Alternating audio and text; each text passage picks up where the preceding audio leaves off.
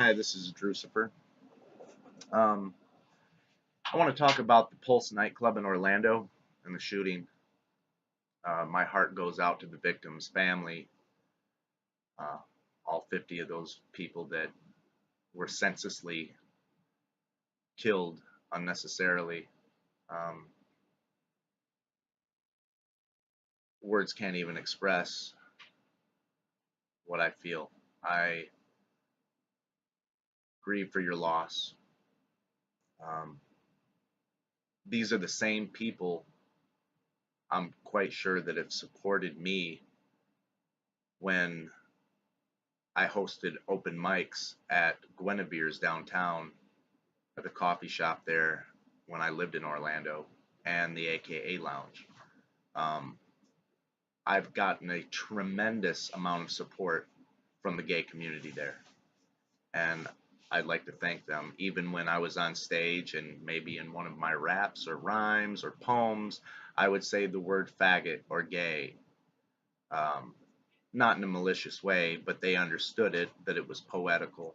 And not once did they ever tell me that I need to be censored or that I'm not allowed to say things like that or my misogynist viewpoints, so called uh, rap or whatever else. They never tried to censor me. They invited me to exercise my freedom of speech. And it was a complete, real open mic. And I can't thank them enough. Can't thank them enough. And the the community there is was just awesome when I was there, and still is. Great people, and I hope this terrorist, this ISIS supporter, burns in hell. I hope he's burning in hell and being tortured as we speak. Um, yeah, I have nothing but hate for this person that did this senseless act of violence. Um, you know, just discriminatory. He thinks he's so great, high, and mighty that he's living a perfect lifestyle in his belief, and that he believes that he has to rid the world of people that have a different lifestyle. Well, I hope he's getting his now. I hope he's getting his now, and I just hope that people come out stronger over this and they speak their mind even more now. That's what we need. No censorship. I'm all against censorship. I want to see people running around butt ass naked, really. That's what I want to see. I hate the United States and all its censorship. Um, and I guess the next subject I have is Galvin Long of Missouri and Micah Xavier Johnson. Um, I salute both of you, and I am very happy as to what these men have done.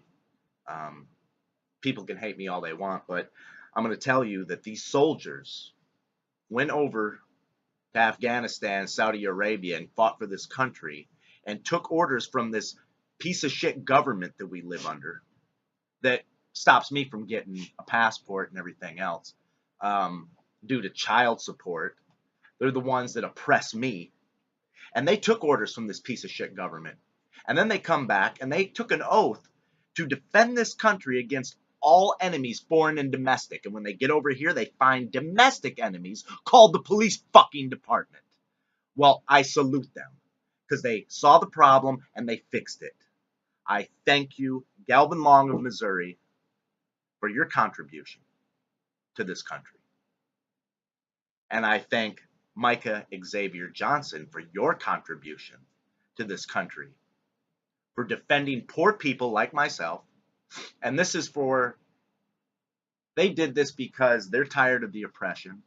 They did this because they're tired of black violence and white police officers killing people. Um, like Walter Scott being shot 5 times in the back in Charleston. Nobody rioted because there's too many fucking palm trees there and this nice sunshine, and nobody wants to make waves there. We should have took over that entire fucking city. What happened to Walter Scott was completely unnecessary. So that's payback. That's exactly what that is. That's what they did. They went out and they said, we are tired of this violence, and they got some payback. I don't know if I agree that that's what I believe needs to be done. I really think that all poor people just need to get together and say, poor lives matter. Poor lives matter. Whether you're black, white, Asian, purple, or polka dotted. Poor lives matter. Poor lives matter. So uh, I salute them for sticking up for poor people like me. And that is the main message. They may not have done it the way that everybody wanted it to be done, but they saw domestic terrorism. And it's called our police department. And I'm not speaking of the state police departments. I'm not speaking of the sheriff departments. They're held to a higher standard. They're a better uh, type of police officer, I would like to say. I've never had a problem with them. But to all local police officers, like in Las Vegas, who have arbitrarily made up felonies on me and I had to do time over them, yeah, well, fuck you, you fucking piece of shit, motherfucking satanic cops. You got what you deserved. Fuck you. And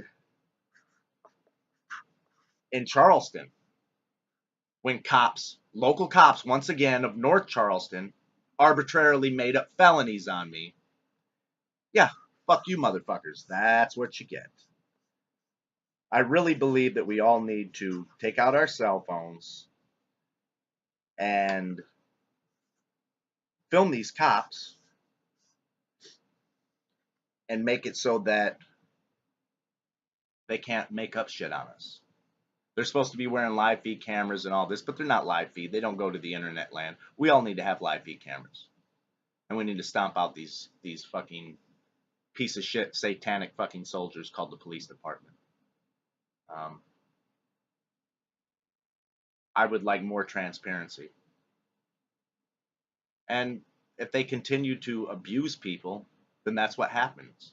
You have rogue soldiers that have went overseas and came back home, and they don't want any more problems, and they see their loved ones being slaughtered in the streets by these police officers, and that's what they do. This is Drucifer. Once again, poor lives matter. Poor lives matter.